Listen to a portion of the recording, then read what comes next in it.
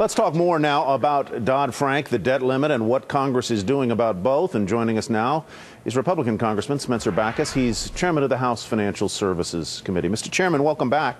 Thank you very much. Let's start, however, with the debt, and then we'll get to Dodd-Frank in just a moment. Where do things stand? We just heard Speaker Boehner say that he thought the best plan was the cut, cap, and balance plan that the House passed this week. But that doesn't look like it's going to fly through the Senate. Well, there's no agreement. I will say that the imminent threat is a default and a downgrade, which would have long-term consequences. But the overarching concern is that we're spending ourselves into oblivion, and we're on an unsustainable path. And if we don't address, if we raise the debt limit and we don't address this out-of-control spending, we'll be back here in a month or 2 months or 3 months, and the situation will even be worse, and the hill will be steeper. If we don't raise the debt limit, sir, what will happen to Wall Street? Will there be the financial Armageddon that some are predicting? No, but I tell you what, I wouldn't want to roll the dice. We really don't know because we've never been here before. But I can tell you the consequences would be negative, and I can also tell you that the Republican leadership is committed to raising the debt limit but addressing the spending. And the spending is the problem that the Democrats have really offered nothing more than talking points. Do you care how Wall Street feels about the debt limit raise and the possibility of default? Well, as they represent, Wall Street is sort of synonymous with our financial structure.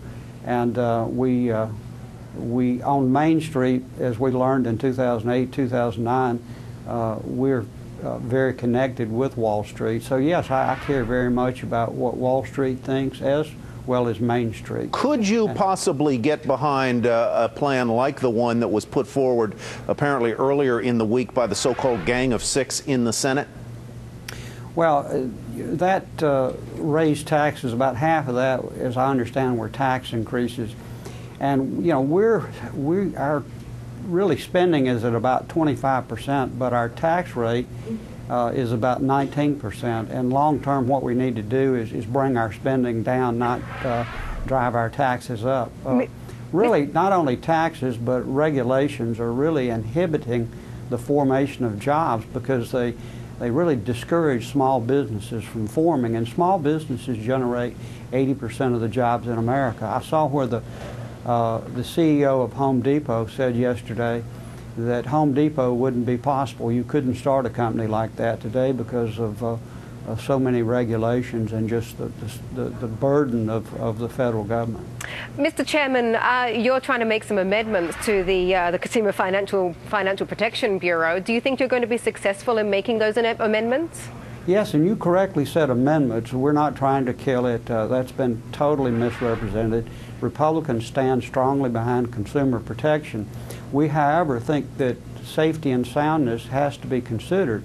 So we don't worry about a Federal Reserve or an FDIC, but we do worry about a consumer protection agency that's sole goal is to benefit consumers without considering how that benefit, the delivery of that benefit, undermines or affects the stability of our financial institutions.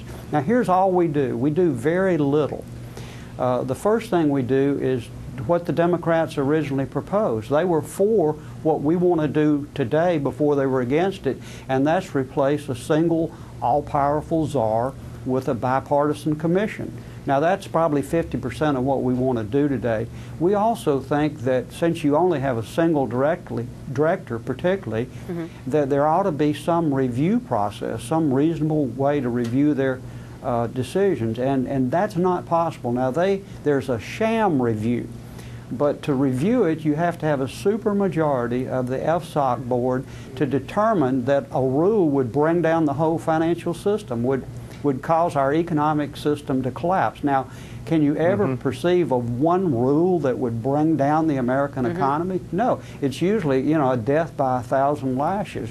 We've changed that to say that a majority, including the member of the CFPB. Now, these are all presidential appointees, so we're talking about all presidential appointees. We're saying a majority of those people appointed by President Obama, if they find that the rule is inconsistent with financial stability, job creation, and would pose a safety and soundness to our economic system, that those that we need to review those rules before they go into place. Okay. Congressman, thank you. Congressman Bachus, Mr. Chairman, thank you very much.